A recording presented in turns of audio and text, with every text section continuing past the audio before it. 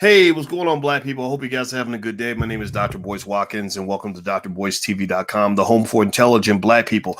Today, we're going to talk about Cardi B. We're going to talk about Cardi B and the fact that she bought her daughter this $150,000 necklace. That was a topic of conversation online. And since I'm a financial guy, I thought I would break it down for you. So get comfortable, buckle up your seatbelt. We're going to get started on drboycetv.com right now.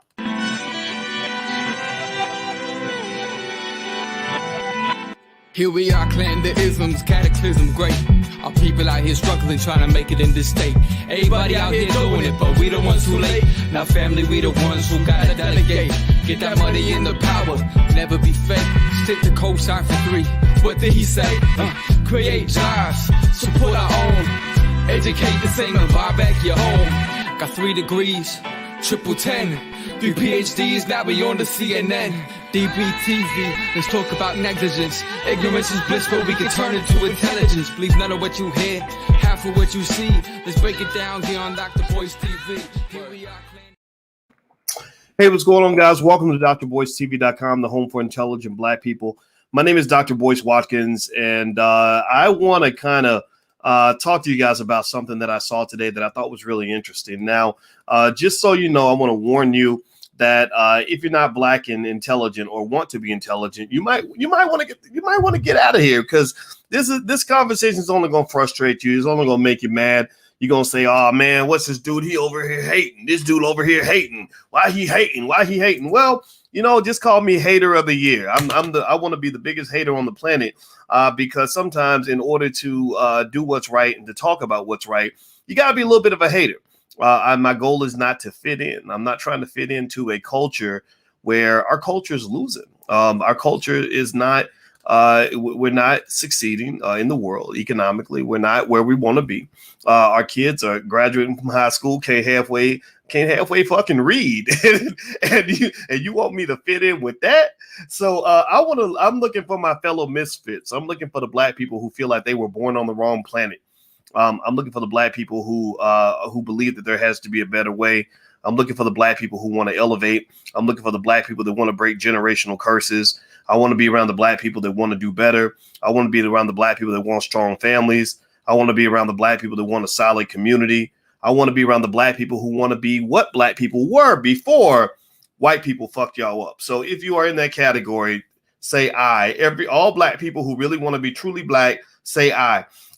Because they have been lying to y'all about what it means to be black. They got y'all suckered. They got you hoodwinked, bamboozled, banana in the tailpipe, run amok, lied to, stepped on, fooled, whatever. Because they got y'all thinking that blackness is something other than what it actually is. And so I'm about to teach y'all how to be black. At least I'm going to give you the Dr. Boyce perspective. Just it's a grain of salt. Feel free to disagree, but I'm going to lay it out here anyway. And I'm not going to stop talking till I'm done talking.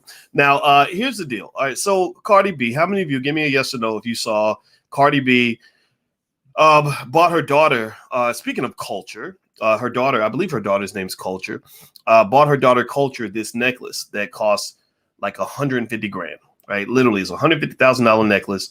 And she put it on Instagram, and a lot of people had a lot to say.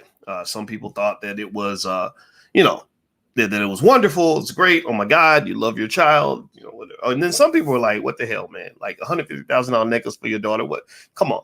Now, mind you, I got daughters in the house, and we buy them necklaces, and they cost maybe like $40, maybe $80 or whatever. But we're not going to spend $150,000 on nothing that you can't live in. We're not even going to spend $150,000 on something you can't drive. But then again, I'm not Cardi B, right? Cardi B is an extraordinary rapper. She's very famous. White people pay her lots of money to, I don't know, whatever they to do whatever she does, right? To just, to be her. Now, here's the deal. One of the things I want to lay out here really quickly as I talk about this, because I can already see, where some of you maybe feel that this is hating, that I'm hating. Like, you be hating, dog. Well, first of all, I'm 50 years old, and I'm not into teenager shit. So I'm not here to be your teenage friend. I'm a 50-year-old man, which means I have a perspective on some of this that I hope that you will hear. And I know that some people are going to say this is hating on Cardi, or that it's Cardi's right to do whatever she wants to do with her money. All of that is true. Again, one, I am a little bit of a hater, and two, it is Cardi's right, 100% her right to do whatever she wants to do with her money. Now, why am I stepping in on this issue? Why am I even talking about this? Well, I'm talking about this because Cardi made it public. So if she had done this privately, given her daughter, this necklace, nobody knew about it and whatever, then there's nothing to talk about. That's her business. But when you make it public, what you're doing at that point is you're stepping into my territory. At that point, Cardi and I have we both have the same profession. I don't know if y'all know that Cardi and I have the same profession. Now we're not both rappers. Because remember, Mark Lamont Hill told y'all that I made the worst rap song ever. 15 years ago, I did make a song as a joke for fun. And I guess if that's the worst thing Mark can say about me is that I made the worst rap song ever, then I must be doing pretty good because I am not a rapper. But Cardi and I do have the same profession. And what is that profession? Well, we're both teachers. We're both teachers. One of the things that you have to understand about people, particularly Black people, is studies show that Black people learn more from their celebrities than they learn from almost anybody else. Give me a yes or no if you agree with this statement. I'm gonna make a statement. I'm gonna ask you if you agree. If you went to a group of, say, I don't know, 12-year-old girls, and you said, okay, at lunchtime at school, you can go into this room and they're going to be teachers that are going to show you how to get ready for college and how to be really successful. Or you can go into that room and Cardi B is going to rap to you about how you can sell your pussy for $1.95 and drug and rape men and whatever and steal their money.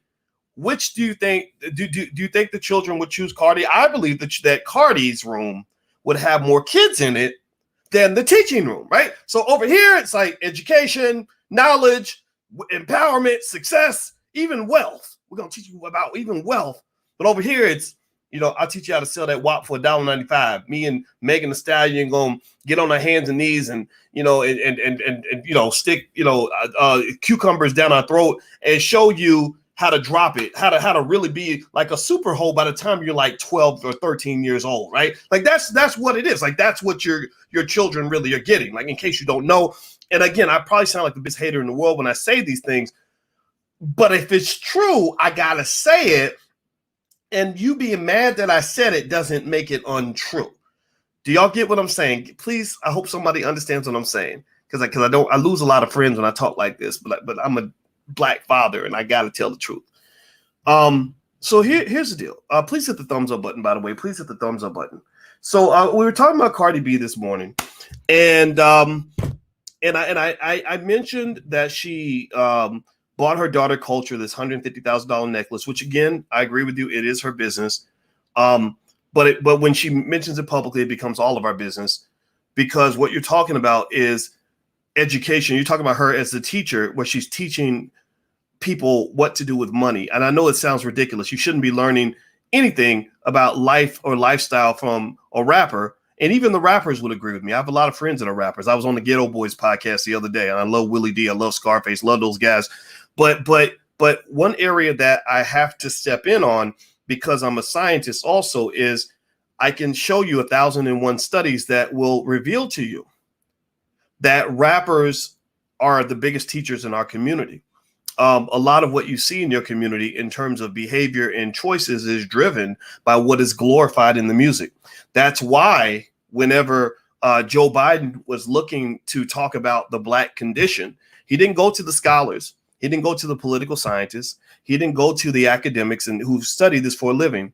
He went to Cardi B. He interviewed Cardi B, if you remember. Well, when they would talk to Kamala Harris, and they'd say, they'd ask, people like me would want to ask her about, okay, so what's your policy on reparations? What are you going to do to deal with the mass incarceration epidemic that Joe Biden and Bill Clinton left behind? What are you going to do to help restore Black families and Black communities? They didn't talk about that. They asked her, who's your favorite rapper, right? Because rappers are influencers, whether you want to believe that they are or not. And because they are influencers, you must then connect. You must understand that the culture that surrounds you is tethered to the messages that are being glorified by the influencers that are being glorified. So if a million kids again, I have to say this too. My wife is an expert on the subconscious mind. The subconscious mind is the part of your brain that does all the processing that defines who you are. You don't even know it's there, but it shapes who you are. The three things that influence the subconscious mind, tell me if you remember me talking about this, if you remember what they were. Three things: trauma, repetition, which is in music, right? If I have it to a beat and I repeat it over and over again, sell that WAP, sell that WAP, $1.95, $1.95, sell that WAP, sell that WAP, sell that WAP, suck that blank, right? If I'm repeating myself, then that's going to seep into your subconscious. The third thing is symbolism, right? Symbolism, right? So one example of symbolism might be, symbols like iced out rappers. Like, why do rappers, show up with, like I got a little chain on. I have, it's a lion because I have a lion spirit, so which means I ain't scared of none of y'all motherfuckers because I'm a lion. She's a lioness. We have matching chains. But if I was a rapper, I wouldn't have one chain. I would have like 12. Right. And because first thing I do if I'm a black rapper is I get my money, and that ain't even mine yet because the record label doesn't loan me the money. It's not really my money, but I'm gonna go to Jake the jeweler and I'm gonna drop, 300,000 in the jewelry store, and then I'm gonna go on Instagram and tell 1 million people who are taking cues from me, who are influenced by me, that's what I just did. Right? That's the symbolism piece. So what I'm then symbolizing and I'm putting into the subconscious, again, only smart people are going to understand what I'm saying. I know there's going to be people in the chat saying, you just be hating, man. You just be hating. Those are not the people I'm talking to, right? So you just go, man. Don't hurt your head. This is going to make you, this is going to upset you. I'm talking to the people that get what I'm saying. So the symbolism says, if you are a young black child, young black male, young black female, and you want to be successful, you start doing what the rappers do. So as soon as you get your money, and you can afford to go to Jake the jeweler, just like I did, that's what you do, and then you go down to the Louis Vuitton store and you do what the Birkin bags. That's it. Yeah. You do what that one rapper did. I forgot it. I think his rap was, his name was Yo Money, Something. I don't even know this dude's name. Some of the rappers I don't know about yet. Because it's like a new one every week, and but this dude went and bought his girlfriend like 6 Birkin bags. Now Birkin bags cost, I looked it up, the cost of the Birkin, the cheapest one I saw was $4,000, and then I saw another one that was 35,000, another one that was 72,000, and one that was $165,000. So why would somebody like me be talking about a Cardi B?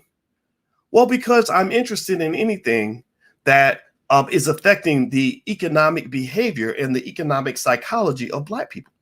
My area of study when I did my PhD, Money Bag Yo, that's what it is. Thank you very much. The young lady I mentor mentioned his name and I forgot the name. I don't know all the, but they started mumbling and shit. I started just paying attention to something else. But basically my area of expertise is financial psychology. Because when people talk about mindset influencing your economic outcomes, that is 100% true. That is completely true.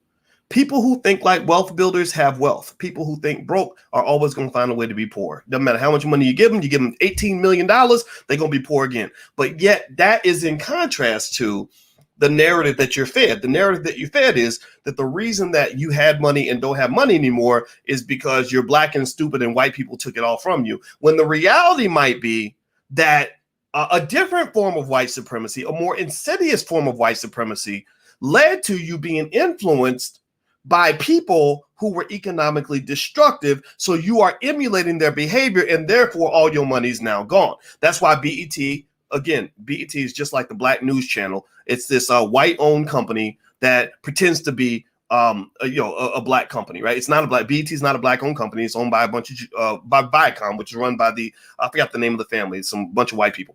Anyway, what was it? I forgot. They're really rich. I forgot the guy's name, but Sumner Redstone, that's his name, right? So BET has a show called Blew the Bag, and on Blew the Bag, they show you people who had lots of money and wasted all the money, like threw away all their children's wealth, all their inheritance, all the money that would have sustained the next generation. They threw all that away, and then they just kind of laugh about it. That's so funny. I was so stupid, man. I'm with you. They had one guy I remember who he won the lottery and he won like 1.5 million, And they said, what'd you do with the money next? He said, I went and I rented out the whole floor of a fancy hotel. And then we had strippers and we had I was buying bottles at the club. So what was he doing? Think about this. He was imitating rappers. What do rappers do? Rappers get expensive hotel rooms. They bring in the strippers. They go buy up the bar. He was imitating rappers. He was imitating what he sees in media. So if you don't think that hip hop influences the mindset of people, then you're out of your damn mind. So that is a big part of the reason that you would find somebody like me talking about the actions of a Cardi B, not in a critical way. Again, it's her right to do what she wants with her money. I agree with that 100% on that. But when you're talking about something that's influencing where Black wealth is going, this is an important conversation, because if you want to know why Black wealth continues to go down, it is because we glorify economically destructive behavior. When Floyd Mayweather does a selfie where he has, 87 Rolex watches, we clap for that. We think that's great. Whereas, a nerd like me, I'm sitting there thinking, man, you could have built a whole school for that and educated 10,000 Black kids. You could have bought, some low income housing. You could have bought, you could have done a lot of good stuff for a lot of people with that money. But it's hard to drown out the noise of all the people who are cheering because he just gave $10 million back to white people. But yet you simultaneously are complaining about how Black people don't have any wealth. You see, so part of the reason that these conversations just are not for everybody, because some of us still haven't learned how to really connect the dots. Some of us don't understand that if I have a cup full of water and I empty the cup, I'm not going to have no more water in this cup. But there's some people who you give them a bottle full of water like this, they'll pour the whole bottle out, and they'll say, damn, why ain't I got no water? Man, the white man, he don't never give us no water. He be taking all the water. Bro, you just poured the fucking water on the floor. Are you serious? Grow up.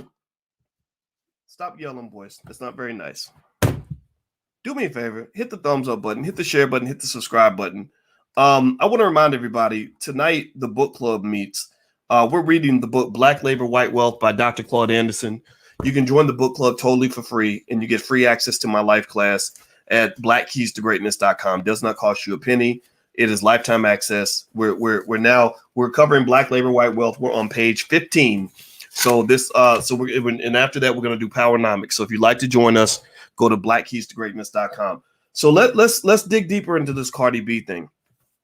So when Cardi B buys her daughter this $150,000 necklace, I read what she said, and she said something like, "It don't make no sense for me and her daddy to be fly when my daughter ain't fly. So if the parents are fly, the kids should be fly," and all this other stuff, right? Now, Cardi's 28. I'm not 28, so it's fine. I get that. But here's the thing, when you talk about the influence of hip hop on the community, one of the things that studies also show is that Black people have an overcommitment to looking fly as opposed to actually being fly, right? Looking good as opposed to actually being good. And you see this sort of superficiality permeated all throughout the culture.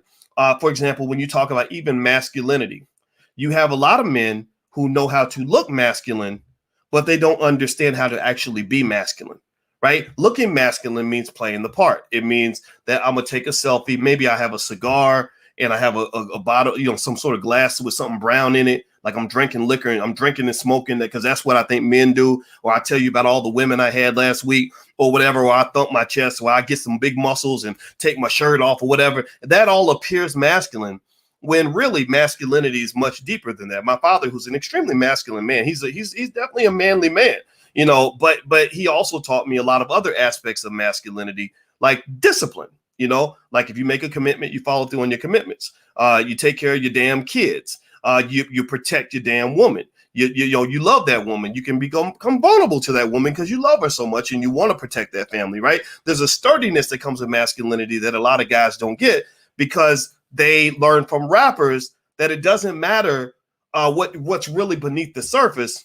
All that matters is what people see on the shelf, what they see on the outside, not what's going on the inside. There's flash and no substance. And one of the things that you can say about the culture in general is it's a really flashy culture. And that's only accelerated by social media. Social media is flashy as hell. There's a whole lot of people pretending like their lives are perfect when that they've got all the money in the world and everything's great. When really, you know, if you was to dig a little bit deeper, you might find some significant problems down there, right? So a lot of what you're seeing in hip hop, unfortunately, is what I believe was an effort orchestrated by maybe even the CIA to take hip hop and turn it from a tool of empowerment to a weapon of mass destruction. Right? It's become a weapon of mass destruction because they hijacked the messages of hip hop and turned it into a bunch of messages that are very, very self-destructive, very superficial, and they're mass marketing this on a consistent basis to the world, particularly through white-owned media outlets like BET or the Black News Channel, where Mark Lamont Hill is, you know, things like that, right? So you're pushing these messages that are going to ultimately destroy Black people, and Black people eat it up the same way we all line up out the door and down the block to get Popeye's chicken, right? We love our Popeye's chicken, but we know that shit's gonna kill you, right? And so when a guy like me comes along and says, hey, wait a minute, that's not good. No, giving your money away, that's not gonna help Black wealth. Like giving Jake the jeweler, fuck Jake the jeweler, right? When I come along and I say that, there's only about maybe 10% of the community that's going to hear me. The other 90% is going to say, why are you hating? Why are you hating? Right? Well, because you're going against the popular narrative. You're going against what's cool. Right? And so I would almost say that those Black people that really want to make real progress, you have to let go of this false idea of what it means to be cool. And that requires something that a lot of Black people don't have a ton of growing up, honestly, is we don't have a lot of self-esteem. We don't have a lot of self-esteem in the sense that we are trained to be white supremacists, right? We're trained to seek validation from white people. Think about it, right? First when your child needs an education, what do? You send them to the white man. You don't say, well, I can teach my child. You say, well, here, Mr. White Man, educate my child so you can fuck their brain up, right? And then, or if your cousin or your son needs money, you say, well, here, go work for that white man over there. Work for him, boy. That's how you can get the money, right? Or you want to get media, you turn on white-owned media, all the way down the list, right? So to some extent, in a lot of households, the government, the corporation, and the white man, in fact, has more power than the actual husband. There are women out here that respect their white boss more than they respect their own damn husband, right? And there are men who also will subscribe to some sort of very white supremacist ideology about Black women in terms of how they should behave and what they should look like and everything else, and will completely disrespect and just absolutely crap on women who look just like their mama, right? So this white supremacy thing is a big deal. And what that does, in my view, is it creates this weird thing where we become a dog chasing our own tail, where we feel that we are a nobody until the white man validates us as a somebody, right? Until the white man says, here's some money, here's some status, I'm going to put you on TV, I'm going to make you special so that you will feel important, and then you will be somebody. You're nobody until I touch you, until I validate you, right? Well, what is this? How does this impact what I'm talking about in terms of hip hop? Well, a lot of your rappers, the reason that you are looking up to people who in many cases are absolute fucking idiots is mainly because some white man put that son of a bitch on TV. Think about that. If I'm the white man and I want to control Black people and make them ruin themselves, what I do is I go find the most ignorant, most self-destructive, most ridiculous, coonish, buffoonish Black person I can find, and I give him a $100 million record deal, put him on the covers of magazines, and market him to the community as the model of Black success. I mean, process this. Think about this. Even with Cardi B, I'm not picking on him, but I got to tell the truth. You have a stripper, a fucking stripper who used to drug men and rob them. If she wasn't going to get them raped, maybe they would get the 2-for-1 special. You get robbed and you get raped, right? She's not that smart, right? She kind of, like her grammar is a little bit off, but that's fine. I'm not judging. I'm not the grammar police here, right? Make some of the worst decisions in the world. Who's married to a guy who doesn't sound all that intelligent, who was in a commercial where he was riding a big wheel. I told y'all about the narrative about keeping the black man as a little boy. Her husband was riding a tricycle in the Sprite commercial, which was kind of weird to me. I'm like, you're a grown man. You shouldn't be on tricycles. That's for 4-year-olds. And your kids look up to that person more than they look up to the school teacher in the community. They look up to that person more than they look up to their own parents in some cases, right? And so that's all by design. Like, pay attention now. There is no white Cardi B. Y'all tell me right now, who's the white Cardi B? Which white person who speaks with a weird lisp, who talks about how she used to drug and rape men for money, right? Is being promoted to white people as a model of white success or Jewish success or Asian success. There is no Asian Cardi B. There is no Jewish Cardi B. Tell me, who is it? And don't say somebody like Miley Cyrus. No, Miley Cyrus is nowhere near the level of influence that a Cardi B has. Cardi B sat down with the president of the United States. They ignored every scholar in the black community, every activist even, so they could sit down and talk to the former stripper who used to drug and get men raped for money. Like literally the female Bill Cosby, I guess, if you believe that Bill Cosby did any of those things, right? Except the difference with her and Cosby, she confessed to it. She said she did it. Cosby never confessed. I know the media told y'all he confessed, but he didn't actually confess to the drugging anybody against their will. He just hung out with a lot of drug addicts, right? But I just want you to really kind of sit back and think about that, right? And if you don't think that this influences our culture and how we process information, I don't know how to help you. I really don't know how to help you. I don't know how to help you understand that rappers have influence. I don't know how to help you. And I'm not dissing my friends. I mean, I got friends that are rappers, and I'm always hesitant to have these conversations because sometimes I've had rappers call me and tell me like, "Hey doc, you got to be careful because some of the rappers think that you don't like rappers." I'm like, "No, I love good music. Like, I think good rappers are cool. I got friends that are rappers." But it's like this weird thing where people have a problem with you saying anything that's not just sort of going with the flow. And my goal is not to go along and fit in. My goal is to kind of help us figure out how we can solve a problem. So getting back to Cardi B and the money thing, again, I reiterate that if she decided to buy her daughter a $150,000 necklace, even though I think that is not the best use of money, that is really her right, and that is really her business completely. The only reason it becomes my business is because you marketed that decision for a reason. Like when you drugged men and took their money, you didn't really market that. Like you didn't have somebody do a selfie video because you had a big popping Instagram before you became a big rapper. So you didn't have somebody film for the gram you drugging men and taking their money, right? You didn't want everybody to know about that. But when you gave your daughter the $150,000 necklace, you wanted that to be seen by everyone, right? Well, why is that? Well, that's because that's the kind of thing that a backward community would look at and say, that was lit, yo. Oh, shoot. Oh, man, that was fly. Oh, she keeping her daughter fly, right? And that is what you might call a form of economic immaturity. And the person in the chat who says, $150,000, you could have gave that to the orphanage. There's homeless children that could have used that money. Why don't you buy your daughter a $1,000 necklace and give $149,000 to something that's going to help the community?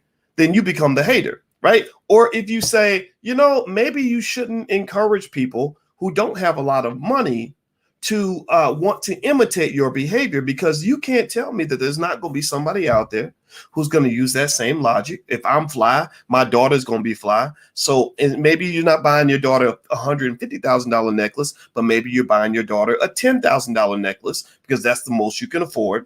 And that $10,000, so instead of going toward a down payment for a house or going toward your daughter's future or going to something that's going to help secure your daughter financially long term, you're taking that money and you're buying jewelry with it. And because everyone else is exposed to the same culture that you're exposed to, they applaud. They think, oh my God, he really loves his daughter so much. He bought her a $10,000 necklace. Oh my God, that's such a good father. That's such a good father. And then you are confused later on when your daughter's struggling financially because daddy didn't have no plan.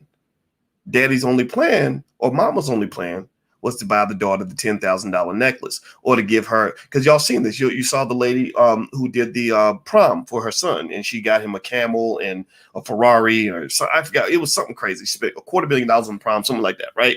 Like we celebrate that excessive materialism, even if you can't afford it.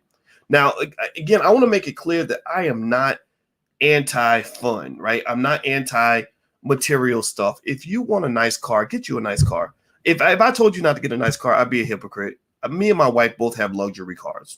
She's got hers, I got mine. We got his and hers luxury in the garage, right? This watch wasn't cheap. It's not a $50,000 watch. It's nothing that's going to impress a rapper, but it costs a few hundred, right? And I could have got me the watch I had before this was like $35. I got it off Amazon. It was pretty nice too. People thought it was nicer than it was because I have money. They think that I must have spent money. So I got this. This watch was like $450. This bracelet cost maybe $3,000. My wedding band, that was like $5,000-$6,000, right? So yeah, I mean, this is real gold on my neck. So I'm not anti enjoying your money. Enjoy your damn money. Like, buy yourself something nice. Nothing wrong with that. I want to make that clear. But one of the things I want you to understand is that moderation is critical if you're talking about building your wealth. You can't disconnect the fact that we glorify economically destructive behavior with the fact that our wealth is dropping. Black wealth is not going up, people. It is going down. Black wealth is going down. And one thing about where you are financially is that your economic situation is a direct reflection of how you think. People who think like savers, who think like investors, they tend to be people who understand things like delayed gratification, meaning that if I sacrifice today, I can have more later. Right? Delayed gratification is what makes a great basketball player. You work your butt off in the gym. That's how you win a championship, right? So with economically speaking, the people that have the most money now tend to be people who saved the most money in the past, right? So wealth is connected to delayed gratification, but on Instagram, your favorite rappers are promoting instant gratification. They're not promoting any sort of making a plans or a strategic lifestyle. They're promoting outrageous lifestyles, flashy lifestyles, meaningless nonsense that makes you look good when you might not actually be good. They'll tell you to go get the $5,000 purse with nothing in it. And I'd rather have the $10. If I had a purse, I don't carry one, but if I had a purse, I'd rather have the $10 purse with $4,990 in it. Right? That's if I was a purse carrying kind of person, or if I carried a wallet, I'd rather have the $10 wallet with $5,000 in it than the $5,000 wallet with nothing in it. And they're telling you to get the $5,000 wallet with nothing in it. Right? They're telling you to celebrate all the wrong things, and you have to connect this to the economic destruction that's occurring in the Black community. White people can never be let off the hook. White people stole your wealth for 400 years. White people have blocked you from opportunities for as long as they could. White people have a tremendous amount of privilege, and they structured laws to keep you from getting access to the wealth. There is no point in this conversation where we will ever let white folks off the hook for what they've taken from Black people. But what I want you to consider as well is that sometimes economic oppression and racial wealth gaps are a two-way street. They are a two-person tango. White supremacy doesn't just mean that white people feel that they're superior to you.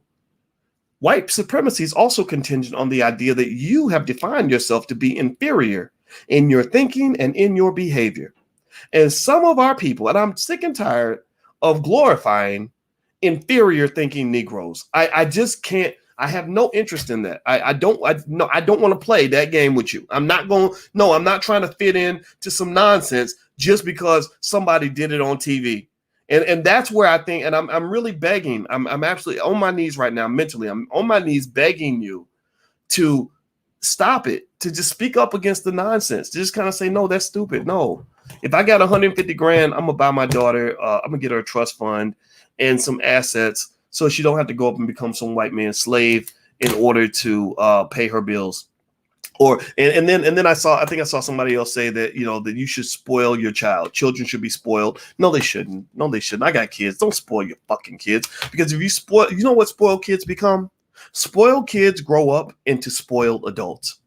Right? Spoiled kids grow up into Karen. When you see Karen in Victoria's Secret screaming and hollering and playing victim because she attacked a black woman, right? That's what spoiled children grow into. They grow into Karens, or they grow into that dude with 12 babies mamas who shows up for the sex but don't show up for the responsibility because his mama been spoiling him since he was little, because she felt guilty because his daddy wasn't around. So she got him whatever he wanted and bailed him out every time he got locked up. And I seen this up close. That was the story I've even heard about even my own father. He got locked up. My grandma went and did everything to get him out of jail, like mortgaged the house, and then he just goes and gets locked up again because he got wrapped up in drugs, right? So this idea of spoiling kids, no, because then, I mean, what are you creating when you spoil your daughter? You're not creating a quality human being. Like a spoiled food. Does anybody in this room want to eat spoiled food? If I said I got some spoiled chicken in the refrigerator, would you want to eat spoiled chicken?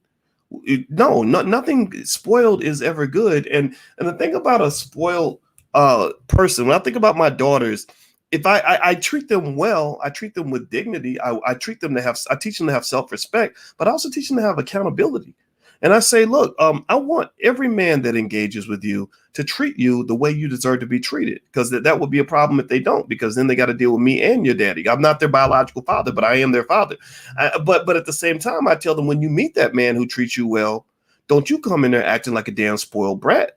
You respect him. You respect that man the same way you want him to respect you. Right. So this whole narrative of thinking it's okay to spoil children, I'm going to just tell you, I don't see where that's a win for the family. Spoiled little girls, maybe they grow into gold diggers who then become strippers so they can afford the lifestyle to which they become accustomed, or they date the dope dealer so they can keep buying Gucci bags and Birkin bags and everything else. And next thing you know, she's in some stupid situations because she's addicted to money. You've created a financial addiction where she can't get any sort of enjoyment from the little things in life. She needs everybody to go spend money on her in order for her to feel complete. Well, that's a problem too. How about we raise kids that actually have substance and have character? How about we raise children that want to be decent human beings? How about we raise children that want to be assets in the lives of other people? How about we raise children that want to add value to the people that they're around? How about we just raise good people that are hardworking children that want to go and actually be a benefit to the Black community?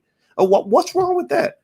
No, why would we want to raise spoiled children in the first place? So that was one thought that I had when I saw the comment about spoiling your kids. And how somebody said that was a good thing. I don't think it is. But also in general, what I want to say is that this is not a conversation that's designed to pick on Cardi and her daughter. It's really one to say that I want you to start paying attention to how the culture connects to the wealth gap. That literally the racial wealth gap is partially sustained by the fact that the dominant culture that is promoted to you is a culture that is economically harmful, that is incredibly wasteful. There is nothing beneficial to the Black community that occurs when a rapper goes on Instagram and tells 10 million people that he just went and gave $2 million to a white-owned company so he can have a nicer Lamborghini. Right? It might seem cool. It might seem flashy. Maybe it's cool when you're 22 years old. But when you get 32 and 42 and you're solving real problems with a real family, you start realizing that money could be used for a lot of things other than simply doing things that are weak and superficial. Okay, so I'm not dissing Cardi B. It probably sounds like I am, and maybe I am. I did call her the female Bill Cosby, but I think she's actually worse because, again, like I said, she confessed. Cosby didn't. Now, again, does that mean Cosby didn't do nothing? I don't know, but there's no proof, so the man should never have been in jail. It's that simple with Cosby. But with that being said, that's all I want to share on that issue. Please hit the thumbs up button, share, subscribe button. If you want to join the book club, we meet tonight at 8:30 p.m. Eastern. You can go to blackkeystogreatness.com. Somebody please type that in the chat so others can see it. It's blackkeystogreatness.com. And I want to say hello to everybody on Instagram. I see you guys. My Instagram is the real Boyce Watkins, so feel free to follow if you got some sense. If you're stupid, then don't follow me because I'm only going to make you mad. So anyway, guys, take care. Please have a good day, and I'll see you soon. Talk to you later. Peace.